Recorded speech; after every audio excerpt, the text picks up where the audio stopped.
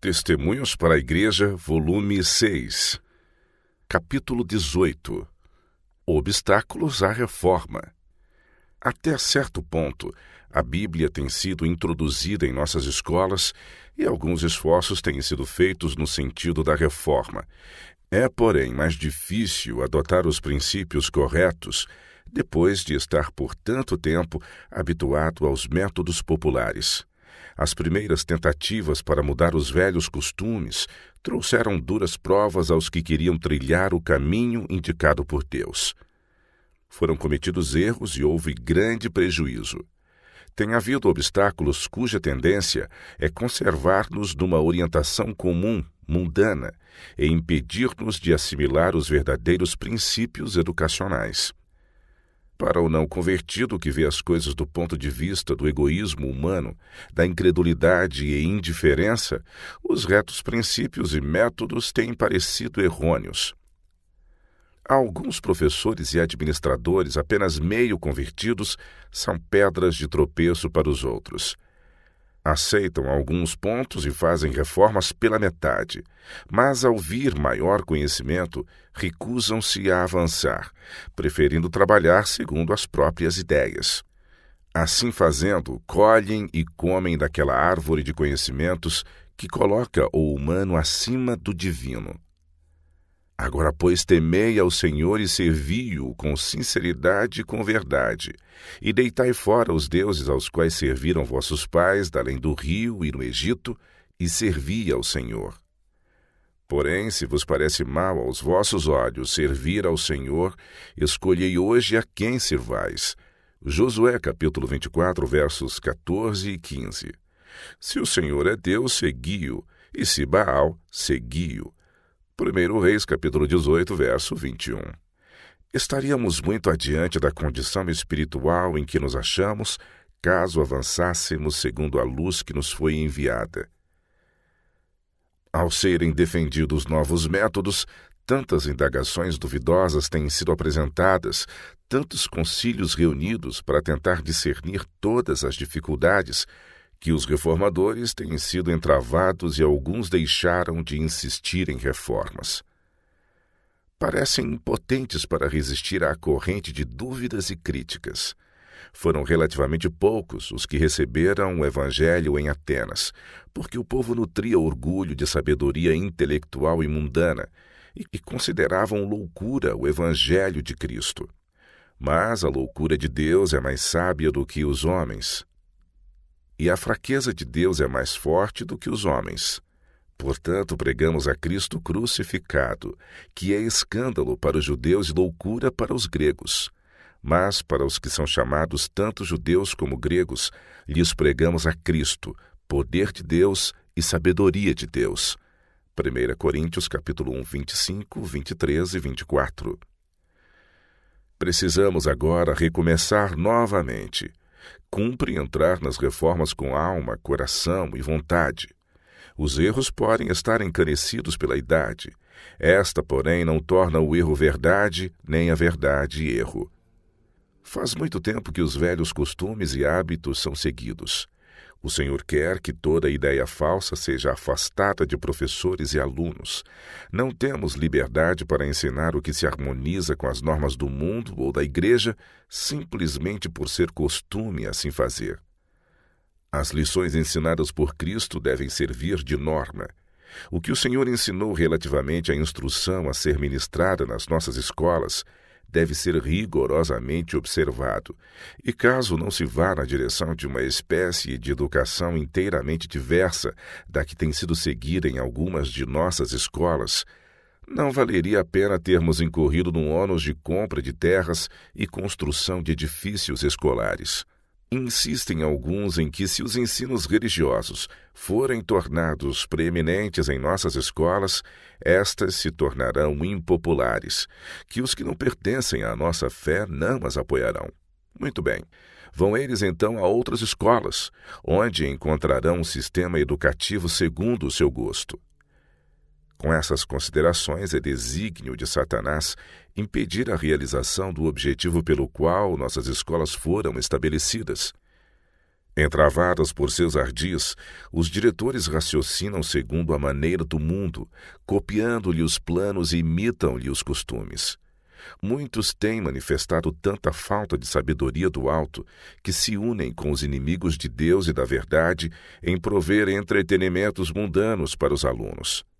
Assim fazendo, trazem sobre si mesmos o desagrado de Deus, pois desencaminham a juventude e fazem obra para Satanás. Essa obra, com todos os seus resultados, eles terão de encontrar perante o tribunal de Deus. Os que seguem tal orientação mostram que não podem merecer confiança. Uma vez praticado o mal, podem confessar seu erro. Poderão, todavia, anular a influência que exerceram? Há de o bem-estar ser pronunciado sobre os que foram infiéis a seu legado? Esses obreiros infiéis não construíram sobre a rocha eterna, e seu fundamento se demonstrará areia movediça. Quando o Senhor exige de nós que sejamos distintos e diferentes, como podemos cobiçar popularidade ou imitar os costumes e práticas do mundo? Não sabeis vós que a amizade do mundo é inimizade contra Deus? Portanto, qualquer que quiser ser amigo do mundo, constitui-se inimigo de Deus. Tiago, capítulo 4, verso 4. Abaixar as normas a fim de conseguir popularidade e aumento de números e fazer depois desse acréscimo motivo de regozijo mostra grande cegueira. Fossem algarismos prova de êxito, e Satanás poderia reclamar a preeminência, pois neste mundo seus seguidores são claramente mais numerosos. É o grau de poder moral que permeia a escola o que lhe demonstra a prosperidade. É a virtude, a inteligência e a piedade dos que compõem nossas escolas, não seu número, que deve ser fonte de alegria e reconhecimento. Devem, então, nossas escolas se converter ao mundo e seguir-lhe os costumes e modas? Rogo-vos, pois, irmãos, pela compaixão de Deus, que não vos conformeis com este mundo, mas transformai-vos pela renovação do vosso entendimento, para que experimenteis qual seja a boa, agradável e perfeita vontade de Deus. Romanos capítulo 12, versos 1 e 2. Os homens empregarão todos os meios para tornarem menos destacada a diferença entre os adventistas do sétimo dia e os observadores do primeiro dia da semana. Foi-me apresentado um grupo com o nome de Adventistas do sétimo dia, o qual estava aconselhando que a bandeira, ou sinal que nos torna um povo distinto, não deveria ser salientada de maneira tão chocante, pois pretendiam que esse não seria o melhor método para assegurar êxito a nossas instituições. Não estamos, porém, em tempo de arriar nossa bandeira, de nos envergonharmos de nossa fé. Esta distintiva bandeira, descrita nas palavras: aqui está a paciência dos santos, aqui estão os que guardam os mandamentos de Deus e a fé de Jesus, Apocalipse 14, verso 12, deve ser levada através do mundo até ao fim do tempo da graça. Ao passo que devem ser aumentados os esforços para avançarmos nos diferentes lugares, não devemos esconder nossa fé para assegurar mais apoio.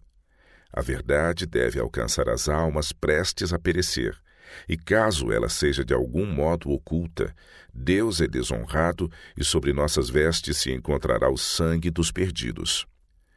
Enquanto os que se acham ligados a nossas instituições andarem humildemente diante de Deus, os seres celestiais hão de cooperar com eles. Conservem, porém, todos em mente o que Deus disse: aos que me honram, honrarei. 1 Samuel capítulo 2, verso 30. Nunca, ainda que seja por um momento, deve ser dada a alguém a impressão de que lhe seria proveitoso ocultar sua fé e doutrinas diante do povo incrédulo do mundo, temendo não ser altamente estimado se seus princípios forem conhecidos. Cristo exige de todos os seus seguidores confissão aberta e corajosa de sua fé. Cada um deve ocupar sua posição e ser aquilo que Deus designa que ele seja, como espetáculo ao mundo, aos anjos e aos homens. Todo o universo olha com inexprimível interesse para ver a obra final do grande conflito entre Cristo e Satanás. Todo cristão deve ser uma luz, não escondida ou debaixo da cama, mas posta numa posição bem alta, para que ilumine a todos quantos se acham na casa. Jamais, por covardia ou tática mundanas, deixemos que a verdade de Deus seja obscurecida. Embora, em muitos sentidos, nossas instituições de ensino tenham adotado o conformismo com o mundo, embora tenham, em direção a ele, avançado passo a passo, são ainda prisioneiros de esperança. Zacarias 9, verso 12.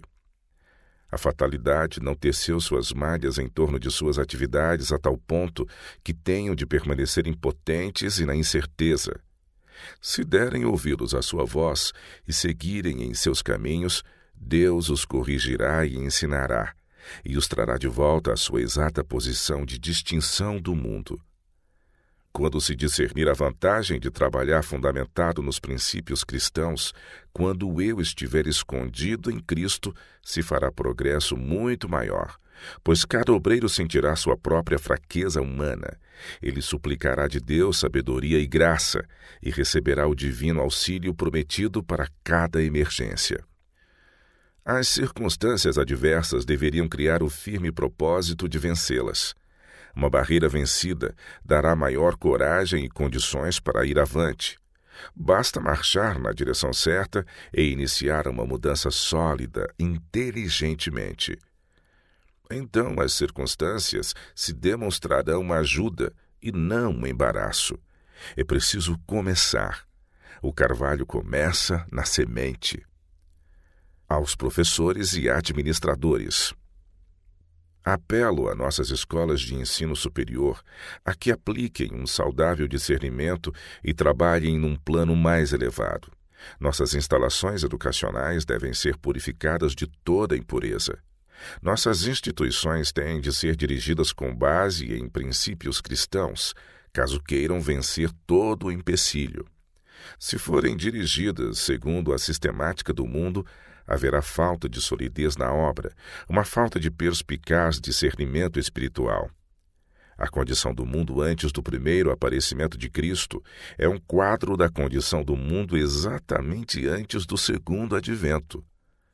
O povo judeu foi destruído porque rejeitou a mensagem de salvação enviada pelo céu. Será que aqueles que vivem nesta geração, a quem Deus tem enviado grande luz e maravilhosas oportunidades, vão seguir o exemplo dos que rejeitaram a luz para sua própria ruína? Muitos hoje vivem como se estivessem usando um véu sobre o rosto.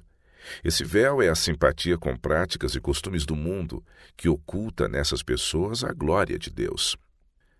O Senhor deseja que conservemos os nossos olhos fixos nele, para deixarmos de olhar para as coisas deste mundo. À medida que a verdade é introduzida na vida prática, a norma deve ser cada vez mais elevada, até estar à altura das exigências da Bíblia. Isso exigirá oposição às modas, costumes, práticas e filosofias do mundo. Influências mundanas, como as ondas do mar, arremessam-se contra os seguidores de Cristo para afastá-los dos verdadeiros princípios de sua mansidão e graça, mas devemos estar firmes nos princípios como uma rocha. Fazer isso requererá coragem moral, e aqueles cuja vontade não está fixada à rocha eterna serão varridos pela correnteza do mundo. Só poderemos permanecer firmes se nossa vida estiver escondida com Cristo em Deus. A independência moral é absolutamente legítima quando em oposição ao mundo. Ao nos conformarmos inteiramente com a vontade de Deus, somos firmados em terreno vantajoso e veremos a necessidade de decidida separação dos costumes e práticas do mundo. Não devemos elevar nossa norma apenas um pouco acima das normas do mundo, mas devemos fazer com que a distinção seja decididamente notória. A razão de exercermos tão pouca influência sobre parentes e amigos incrédulos é que tem havido pouquíssima decidida diferença entre nossas práticas e as do mundo. Muitos professores permitem que sua mente desça a um nível demasiado estreito e baixo. Não conservam sempre em vista o plano divino, mas estão fixando os olhos em modelos seculares. É preciso olhar para cima, onde o Filho do Homem está em pé à mão direita de Deus, Atos dos Apóstolos 7:56, e lutar então para que seus alunos sejam colocados em conformidade com seu caráter perfeito. Vale indicar aos jovens a escada de 8 degraus de Pedro e colocar os seus pés não no último degrau, mas no primeiro, e com fervor pedir-lhes que subam até o último. Cristo, que une a terra ao céu, é a escada. A base está plantada firmemente na terra através de sua humanidade. O topo alcança o trono de Deus através de sua divindade. A humanidade de Cristo envolve a caída família humana, enquanto sua divindade se firma no trono de Deus. Somos salvos pelo subir a escada, degrau a degrau, olhando para Cristo, apegando-nos a Cristo, elevando-nos passo a passo até a estatura de Cristo, de modo que ele se torne para nós sabedoria, justiça, santificação e redenção. A fé, a virtude, o conhecimento, o domínio próprio, a perseverança, a piedade, a fraternidade e o amor são degraus dessa escada. Todas essas graças devem ser vistas no caráter cristão, e fazendo isto nunca jamais tropeçareis, porque assim vos será amplamente concedida a entrada no reino eterno de nosso Senhor e Salvador Jesus Cristo. 2 Pedro capítulo 1, verso 10. Não é coisa fácil obter o incalculável tesouro da vida eterna. Ninguém pode fazer isso e deixar-se levar pela corrente do mundo. Terá que sair do mundo, separar-se e não tocar coisa imunda. Ninguém pode agir como mundano sem ser levado pela corrente do mundo. Ninguém fará qualquer progresso para o alto sem perseverante esforço. Aquele que quiser vencer tem que apegar-se a Cristo. Não deve olhar para trás, mas manter os olhos no alto, indo de graça em graça. Vigilância individual é o preço da segurança. Satanás está disputando nossa salvação no jogo da vida. Não nos inclinemos para o seu lado nem um só passo, para que ele não venha a obter vantagem sobre nós. Se alcançarmos o céu, será por havermos ligado nossa vida a Cristo, apoiando-nos nele e libertando-nos do mundo, de suas atrações e encantamento. Deve haver de nossa parte cooperação espiritual com as inteligências celestiais. Precisamos crer, trabalhar, orar, vigiar e esperar. Como aquisição do Filho de Deus, somos propriedade sua, e cada um deve ser educado na escola de Cristo. Tanto os professores como os alunos devem fazer diligente trabalho para a eternidade. O fim de todas as coisas está próximo. Há necessidade agora de homens armados e equipados para batalhar por Deus. Não devemos exaltar os homens, mas Deus, o único Deus vivo e verdadeiro. A vida altruísta, o espírito generoso, capaz de sacrificar-se, a simpatia e o amor daqueles que detêm posições de confiança em nossas instituições devem ter uma influência purificadora, enobrecedora, que fale com eloquência em favor do bem. As palavras de conselho não estarão vindo então de um espírito autossuficiente, de si mesmo exaltado, mas suas virtudes seriam mais valiosas que o ouro. Se os homens lançarem mão da natureza divina, trabalhando num plano de adição, acrescentando graça a graça no aperfeiçoamento do caráter cristão, Deus agirá num plano de multiplicação. Ele diz em sua palavra: graça e paz vos sejam multiplicadas pelo conhecimento de Deus e de Jesus, nosso Senhor. 2 Pedro capítulo 1, verso 2. Assim diz o Senhor: não se glorie o sábio na sua sabedoria, nem se glorie o forte na sua força. Não se glorie o rico nas suas riquezas. Mas o que se gloriar, glorie-se nisto, em me conhecer e saber que eu sou o Senhor, que faço beneficência, juízo e justiça na terra, porque destas coisas me agrado, diz o Senhor. Jeremias capítulo 9, versos 23 e 24. Ele te declarou, ó homem, o que é bom. E que é que o Senhor pede de ti, senão que pratiques a justiça, e ames a beneficência, e andes humildemente com o teu Deus? Miqueias capítulo 6, verso 8. Quem, ó Deus, é semelhante a ti, que perdoas a iniquidade e que te esqueces da rebelião do restante da tua herança? O Senhor não retém a sua ira para sempre, porque tem prazer na benignidade. Miqueias capítulo 7, verso 18. Lavai-vos, purificai-vos, tirai a maldade de vossos atos de diante dos meus olhos, e cessai de fazer mal. Aprendei a fazer o bem. Isaías capítulo 1, versos 16 e 17. Essas são as palavras de Deus a nós. O passado está contido no livro onde todas as coisas estão escritas. Não podemos apagar o seu registro. Mas, se escolhermos aprender delas, o passado nos ensinará suas lições. Ao fazê-lo nosso instrutor, podemos torná-lo também nosso amigo. Ao recordar do passado aquilo que é desagradável, aprendamos a não repetir o mesmo erro. Que coisa alguma no futuro seja registrado que nos cause pesar mais tarde. Podemos evitar agora uma semeadura deplorável. Cada dia estamos fazendo nossa história. O ontem está além de nosso poder corrigir ou controlar. O hoje nos pertence. Não entristeçamos, pois, o Espírito de Deus hoje, porque amanhã não seremos capazes de trazer de volta o que tivermos feito. Hoje será, então, ontem. Procuremos seguir o conselho de Deus em todas as coisas, pois Ele é infinito em sabedoria. Embora no passado tenhamos deixado de fazer por nossas crianças e jovens o que podíamos ter feito, arrependamo-nos agora e redimamos o tempo. O Senhor diz: ainda que os vossos pecados sejam como a escarlata, eles se tornarão brancos como a neve. Ainda que sejam vermelhos como o carmesim, se tornarão como a branca lã. Se quiserdes e ouvirdes, comereis o bem desta terra.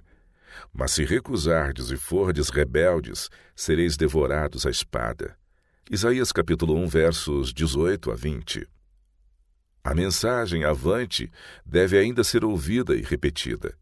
As diferentes situações que ocorrem em nosso mundo exigem um trabalho que faça frente a esses peculiares desenvolvimentos. O Senhor tem necessidade de homens que sejam espiritualmente corretos e talentosos, homens que estejam, sem dúvida, recebendo o renovado maná celestial. O Espírito opera no coração desses homens, e a palavra de Deus lança luz na mente, revelando-lhes mais do que nunca antes a verdadeira sabedoria. A educação dada aos jovens molda toda a estrutura social. Por todo o mundo se acha em desordem a sociedade, tornando-se necessária uma transformação completa. Muitos julgam que as melhores condições para a educação, maior capacidade e métodos mais modernos operarão o milagre da mudança. Professam crer e aceitar a palavra de Deus e, todavia, lhe darão lugar inferior na grande estrutura da educação. Aquilo que deveria estar em primeiro lugar é subordinado às invenções humanas. É tão fácil deixar-se levar pelos planos, métodos e costumes à maneira do mundo, sem dar mais atenção ao tempo em que vivemos ou à grande obra a ser realizada, do que o fez o povo no tempo de Noé.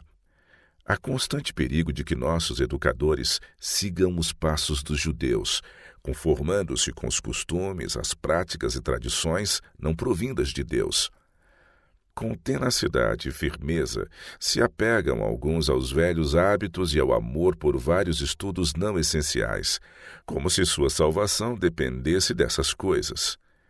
Assim procedendo, desviam-se da obra especial de Deus e dão aos alunos uma instrução deficiente e errada. As mentes são desviadas de um positivo, assim diz o Senhor, que envolve interesses eternos para teorias e ensinos humanos. A verdade infinita e eterna, a revelação de Deus é explicada em face de interpretações humanas, quando unicamente o poder do Espírito Santo pode revelar as coisas espirituais. A sabedoria humana é loucura, pois lhe falta o todo das providências de Deus que tem como objetivo a vida eterna.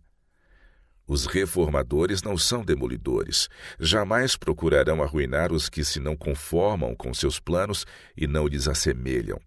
Os reformadores precisam avançar, não recuar.